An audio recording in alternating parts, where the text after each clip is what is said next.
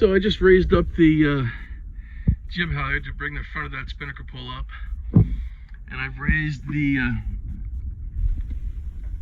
main halyard to bring up the forward part of the boom, and I raised the topping lift here to raise the rear part of the boom. We're looking pretty good. The droop you see is, I've opened up that side so I can, actually get in and out.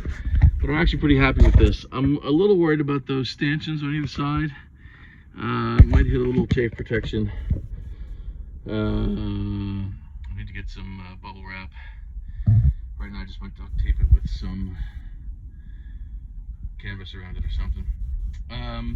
But yeah, I'm pretty happy with this. I got, as I said before, you see the two dark lines hanging down from the pulpit up there.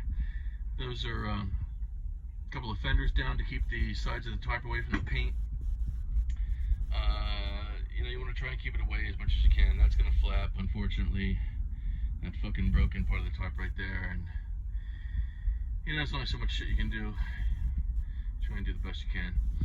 One of these days I'll have a wonderful custom tarp. Until that day, I'm fuculating and refuculating each winter. But this is pretty good. And the main part, most important part, is it's going to keep the snow out. And hopefully leaves and other shits. Alright, more to come.